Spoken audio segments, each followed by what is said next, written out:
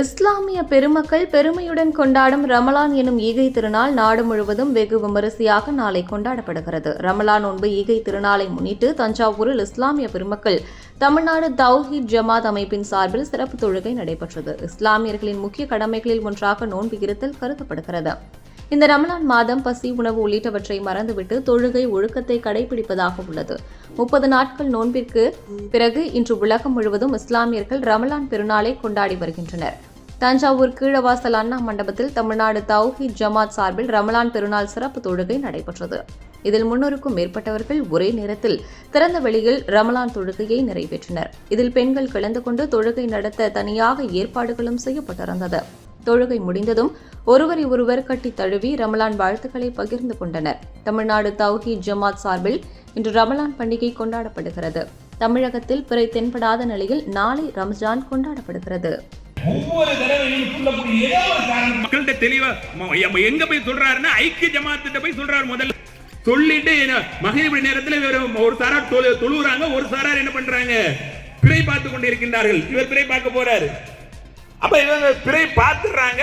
அதுக்கப்புறம் என்ன பண்றாங்க, மக்கள்கிட்ட தகவலை சொல்றாங்க. அதுக்கப்புறம் தான் இவங்க மகரிப் தொழுறாங்க.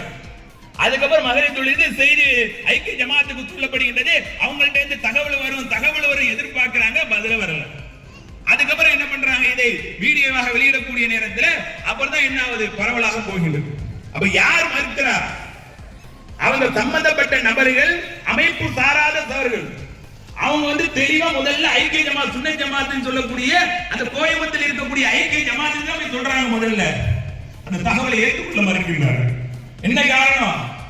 ஹாதி சொல்லிட்டா போதும், ரசூலுல்லாஹ்வுடைய கூட்டுலாம் எங்களுக்கு அப்புறம் தான். இப்படிதான் ஒவ்வொரு விஷயத்தையும் பார்க்கிறோம். நீங்க பாருங்க, சாதாரண பாருங்க, ரசூலுல்லாஹி ஸல்லல்லாஹு அலைஹி வஸல்லம் ரமலானுடைய மாசத்திலே சஹர்ல ஒரு பாங்கு, ஃபஜ்ர்ல ஒரு பாங்கு சொல்லப்பட்ட துறை எழுப்பிடுவதற்காகவும் தொழக்கூடியவர்கள் சஹர் செய்ய வேண்டும் என்பதற்காகவும் சஹர் நேரத்தில் ஒரு பாங்கு, ஃபஜ்ருடைய நேரத்தில் ஒரு பாங்கு சொல்லப்படுகிறது. நபிவழி